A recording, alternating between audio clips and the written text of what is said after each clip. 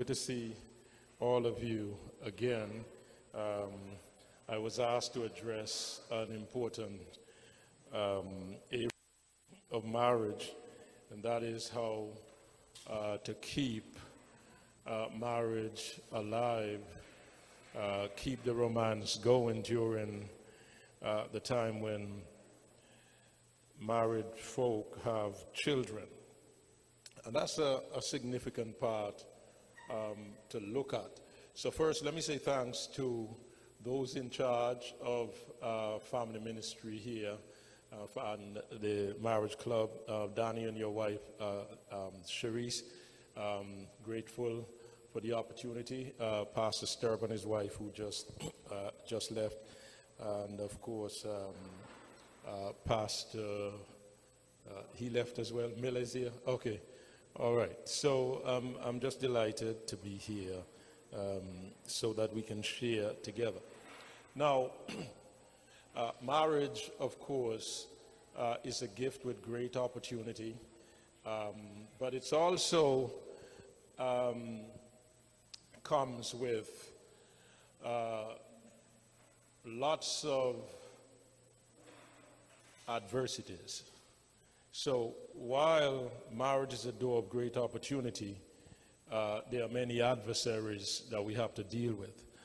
And so this aspect of marriage is something critical because marital dissatisfaction at its highest really takes place during the time when couples have children at home or children in school. So, and I'm talking about primary school, secondary school. It is interesting to note that marital satisfaction actually peak again when the children leave, right? So, so that's an area that we need to look at very seriously. So, before I go into that deeply, and I'm not going to spend a long time. There's a couple of major points I want to make, and then I'm going to be done. But listen to this, right? As you listen, you and your spouse, I want you to think about this question, right? Like, what is missing? What is missing? As you listen to the statements I'm going to make, right? Think about this question: what is missing? Okay, so he married her because, among other things, her hair looked so beautiful. He divorced her because she spent so much time fixing her hair. So I want you to think. She married him because his muscles rippled so much when he swam. She divorced him because he spent more time in the bedroom doing sitting up exercises than anything else. Listen to this. He married her because she was such an adept conversationalist, never at a loss for word. He divorced her because she never got off the phone. So listen to this. She married him because he loved to take her dancing. She divorced him because he was tired most of the time.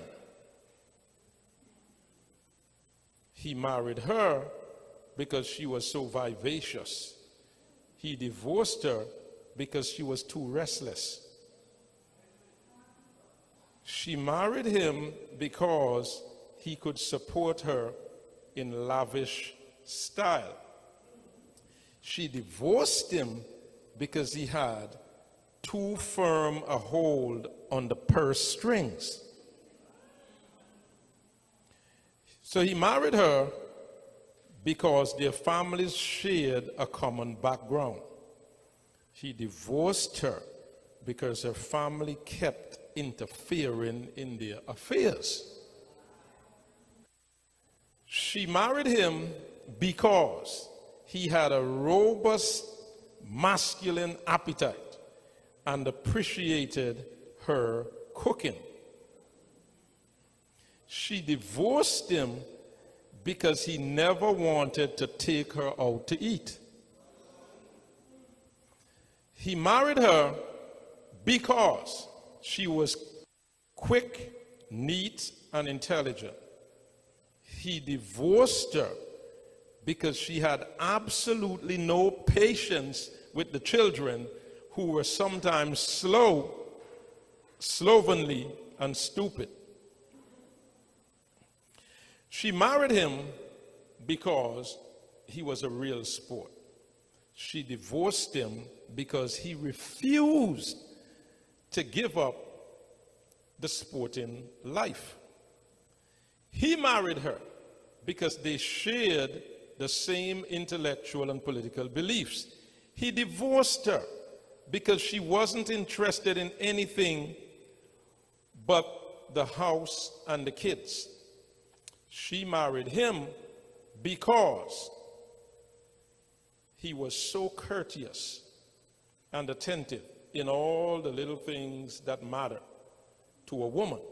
She divorced him because he was so punctilious about little things, right? Meaning over anxious, and so oblivious to important things. He married her because all the other men were so impressed with her magnificent figure. He divorced her after the third child because she had let herself go. So, the last one is where we are. That's where we are, right? Where we're talking about you have children. So, remember I said that marriage is a time and it's a gift with great opportunity, but there are many adversaries. And we have to be able to point out and see the adversaries, or we can have a marriage that could get into trouble. So what I read a while ago, the source is Sidney Harris, okay? This is recorded, right? Because I want, if it's not recorded, I wish, but you can't take notes tonight. Okay, because I wish you would, be able to go back over this. Now, here's what we have to understand. Even though Christian marriage should be permanent, it is not an endless romance where we live happily ever after. It's not. Now, I was telling Donnie I wanted my wife to be here tonight, but some things happened just before we got here, so she couldn't come here, just so that she could identify with some of the things that I'll share. Now, so it's not endless romance. So marriage is about growth and development. Wherever there is growth and development, there's going to be some periods of discomfort and dissatisfaction. There's going to be pain. Anywhere you have growth and development, you can expect discomfort. It's not going to be a time of all comfort. In fact, you're dealing with a number of crises, right, that will come your way. And when you're dealing with crises, you're going to have to understand that it could be excruciating, and the stress and pressure of dealing with the crises could make you feel very dissatisfied in the marriage. Now, there is something that is called developmental stage of marriage. There's something called developmental stage of marriage. So first, the romantic stage. In the romantic stage, everything is perfect.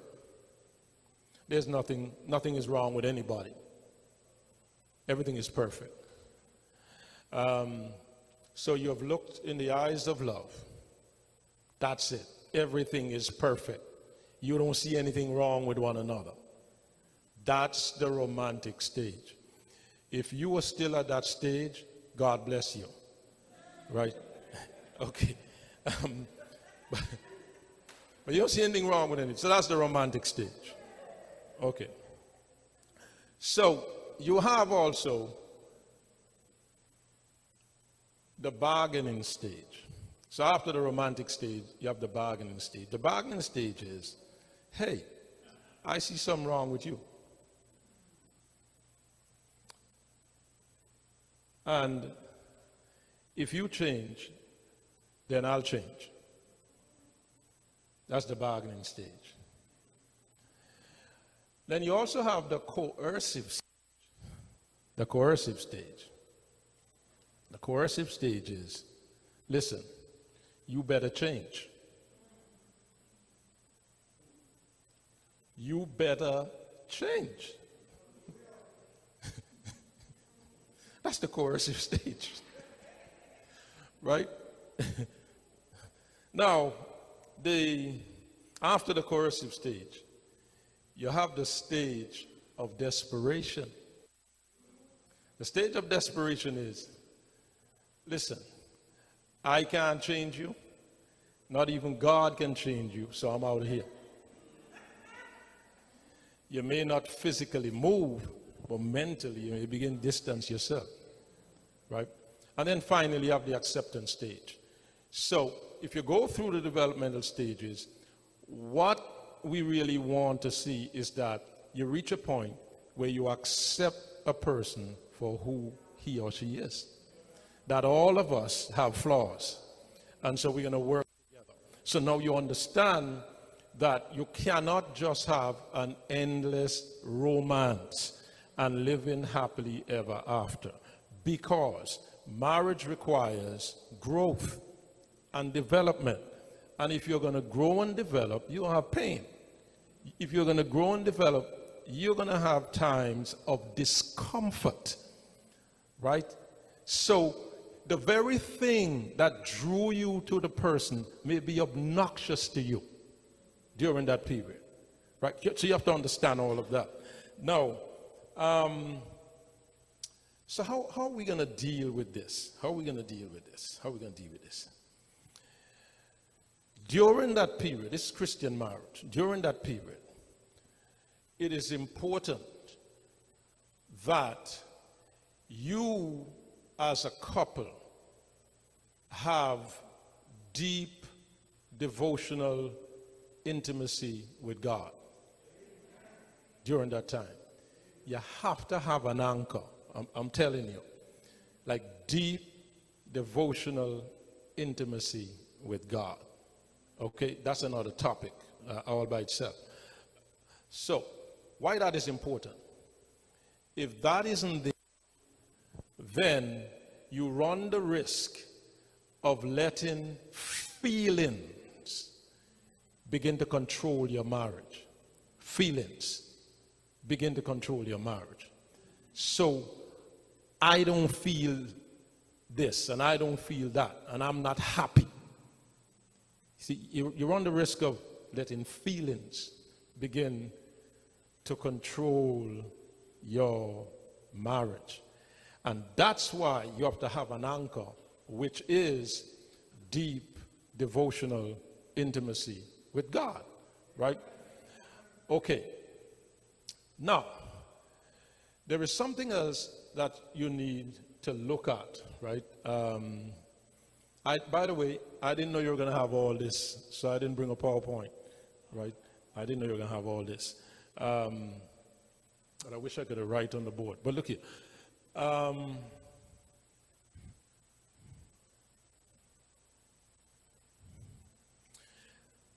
This matter of the feeling of love, like people want to know that they feel that they are in love. They feel it. The feeling of being in love. It's romantic. The feeling of being in love is romantic. In fact, in the romance stage, you can get any amount of money you want from a man.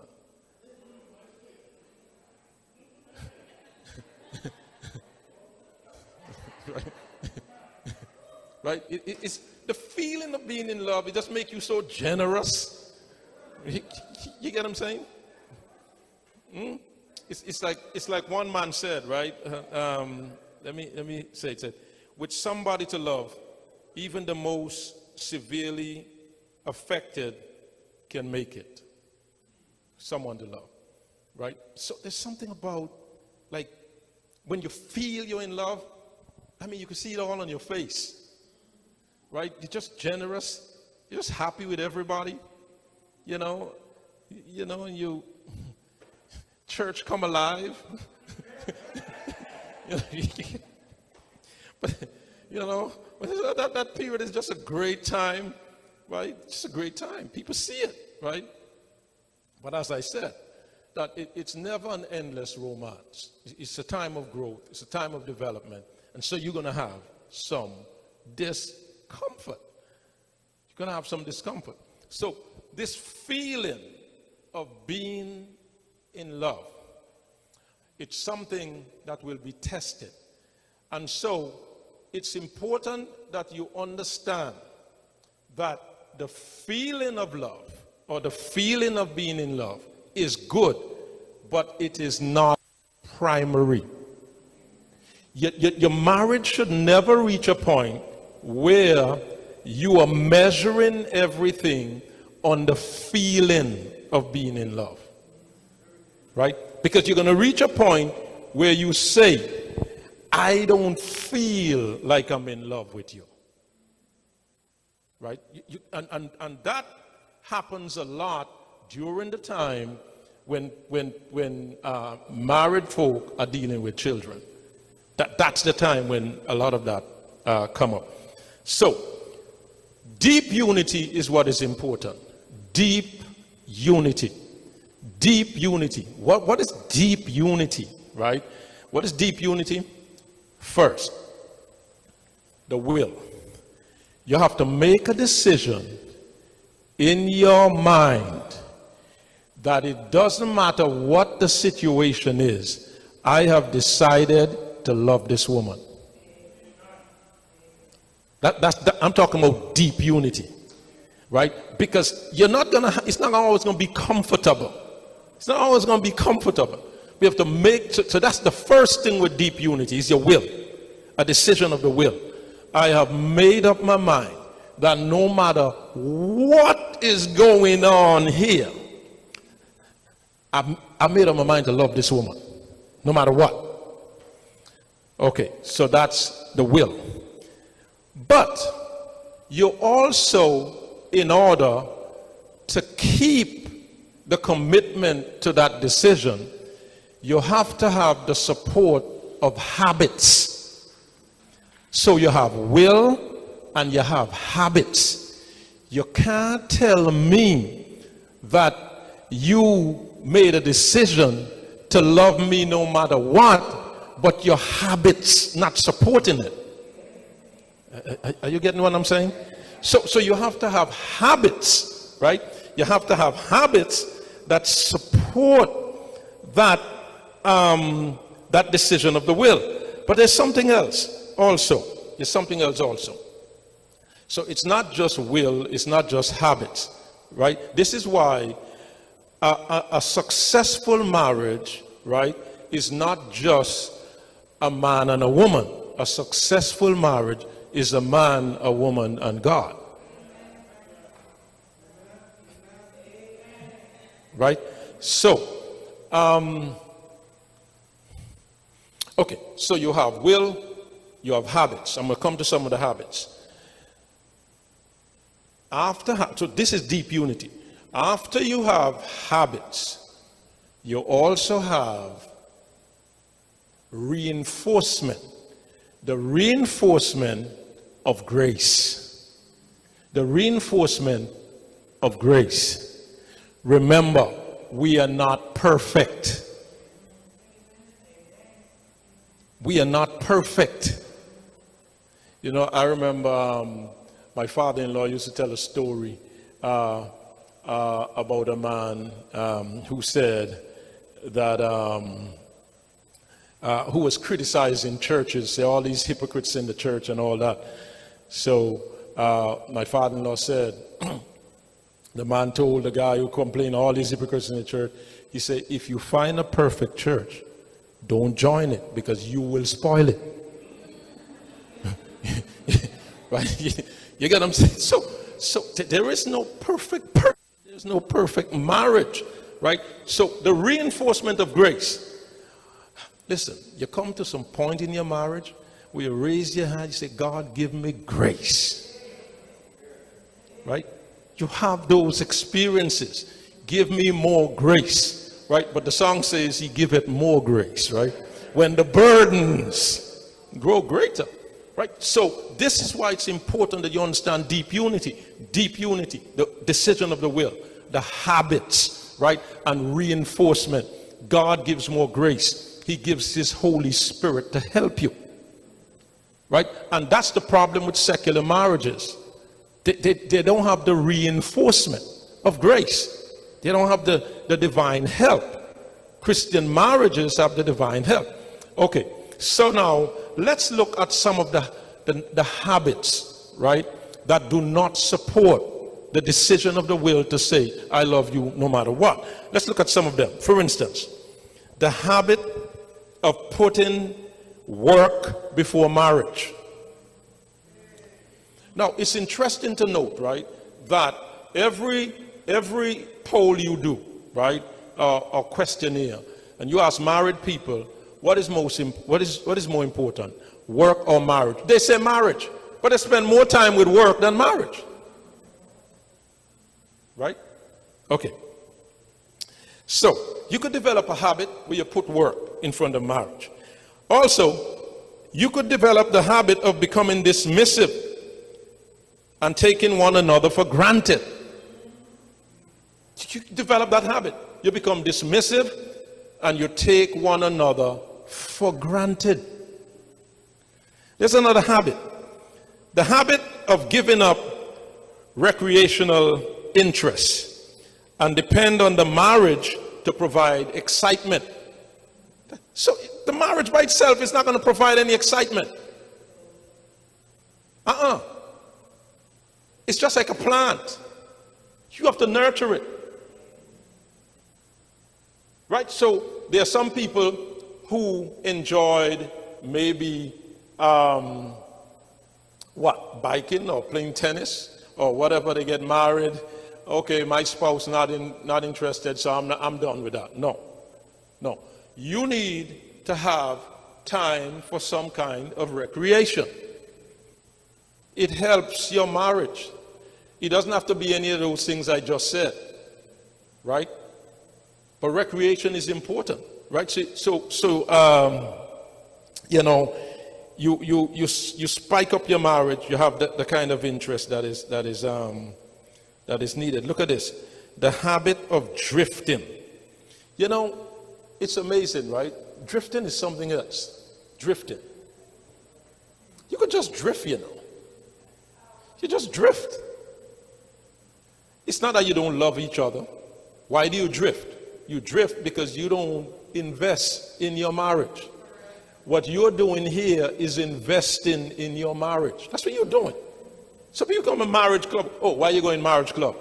What do you mean why are you going marriage club? You're investing in your marriage. Yeah. Okay, so you say, all right, Independence last weekend.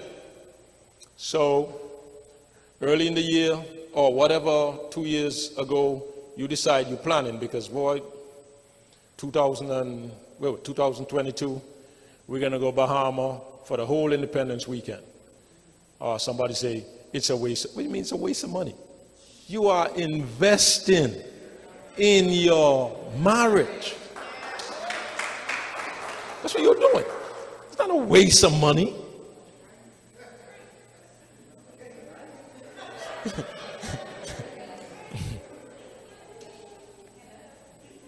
You see, and this is why you drift. You drift because you're not investing in your marriage. You just drift. You think the marriage is just going to survive. You think it's just going to survive. You just drift. You get up one morning, you don't even know each other. Just drifting. Okay, here's another bad habit. The habit of irresponsibly, and this is another thing, consumer spending. Consumer spending can be a bad habit because it could put you in a lot of debt. And when a marriage is in a lot of debt, believe me, it causes tension. Right? You can't get to do certain things, and you know it could cause real problem, especially if feeling is really in control. Okay, and then the habit of being secretive. Secretive. Now, I could say a whole lot about that, but we don't have any time. Because marriage was self-disclosure. They were naked, they were not ashamed. You can't be secretive. So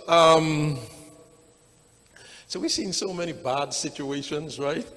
Where couples are like fighting and kicking one another, just to make sure somebody don't get the phone, right? Knows what's on the phone, right? So, you know, the partner doesn't want the other to see the phone. Okay. Now, I'm not saying that you can't have boundaries, right? And you can't differentiate, because each person is an individual. All right? But if I put my phone on the table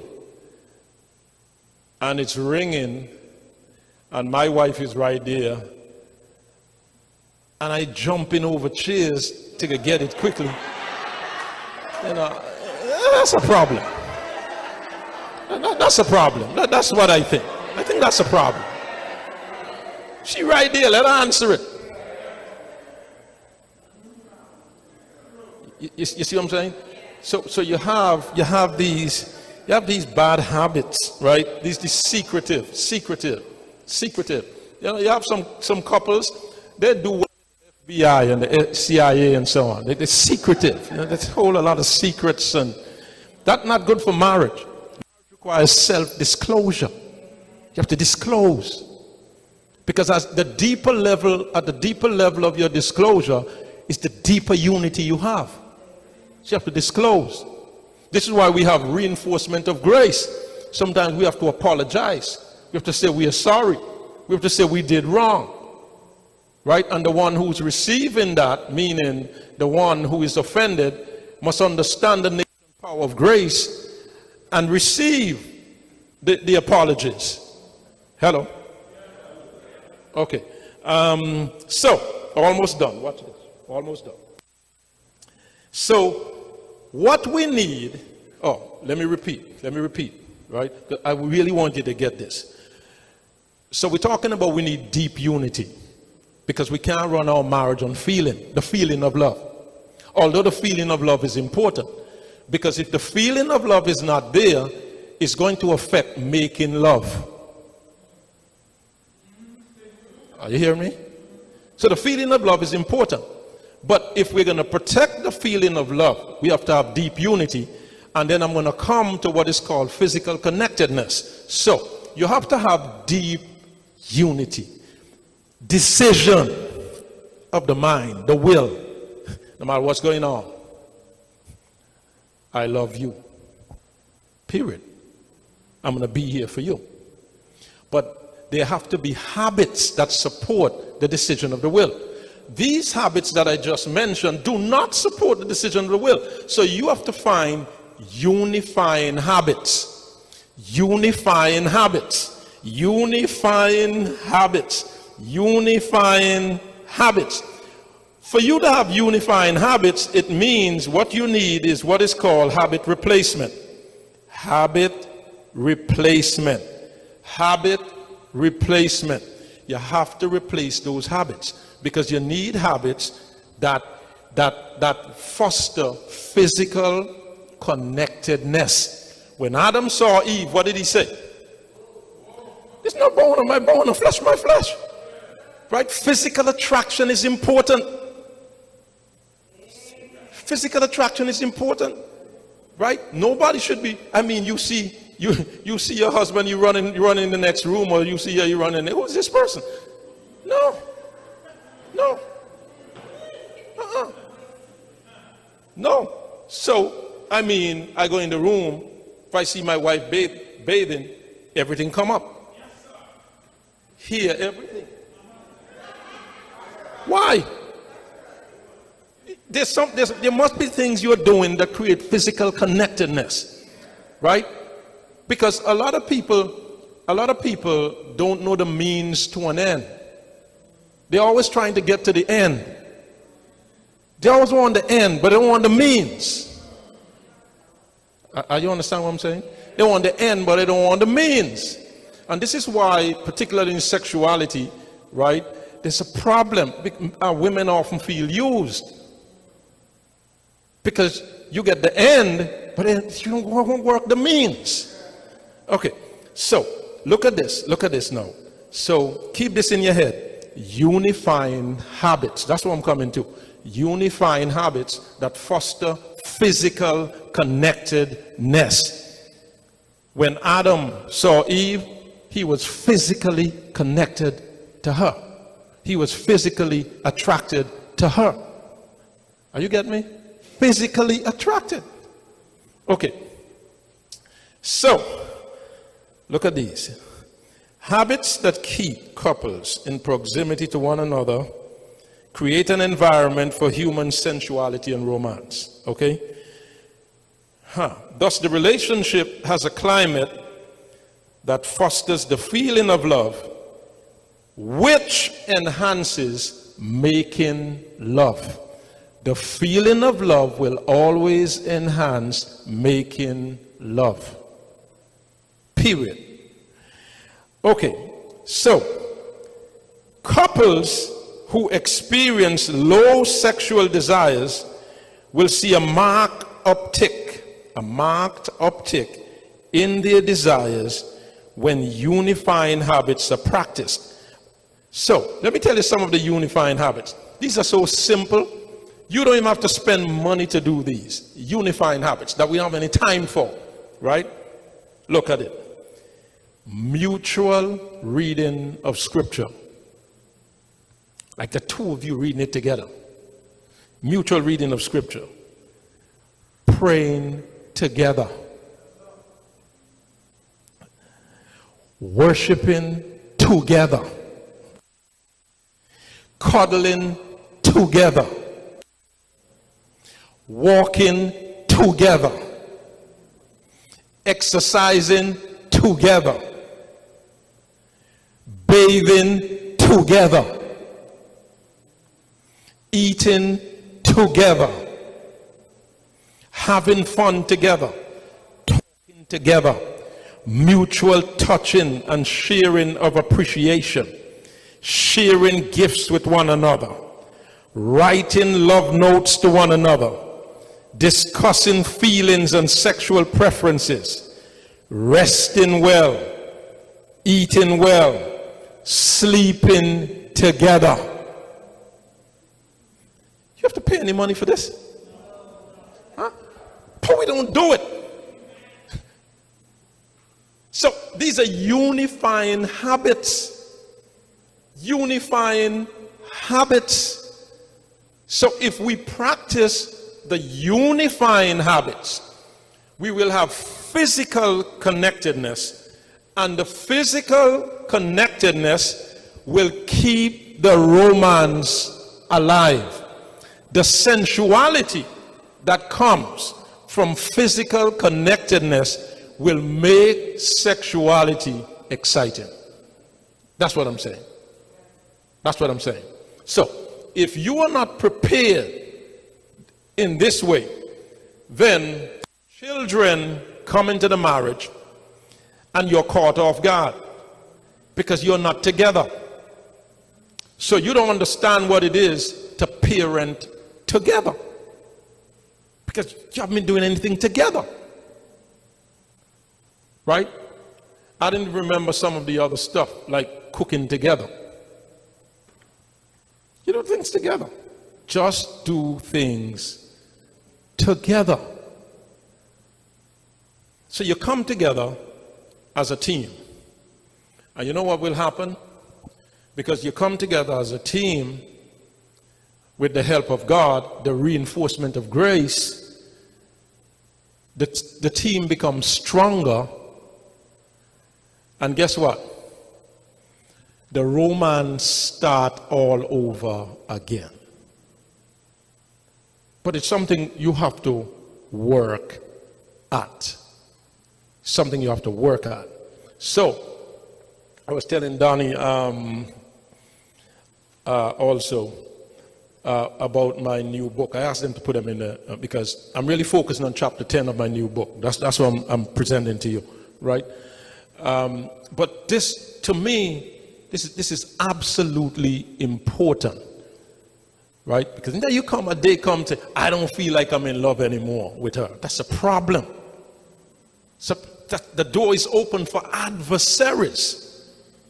And believe me, when the adversaries get into the marriage,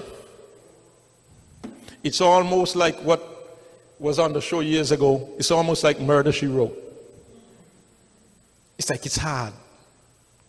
So the proactive measures that we mentioned tonight, I think is very important. So I told you I'm not going to be long. Let me wrap up in terms of summarizing. Listen, marriage is not an endless romance. We know that.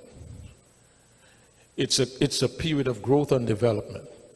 To grow, to develop, it means you're going to have a period of discomfort.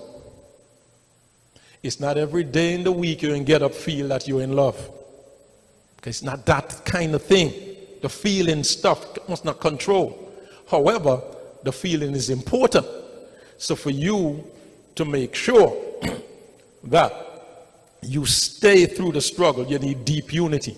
Deep unity, the will, habit, reinforcement of grace. Physical connectedness is needed. And only the habits can create physical connectedness. There are some habits, as we mentioned, that could cause you to be estranged. But there are habits that could unify you. So if you are engaged in habits that are dividing you and keeping you apart, you need what is called habit replacement. So you have to replace those. For instance, if work is taking all your time, you have no time with your wife, the two of you need to sit down and reorganize how this gonna go. Just sit down and reorganize it so that you get some time. If that doesn't happen, you run the risk of drifting. So I pray that God will bless all the couples here as we continue to have our best marriage now.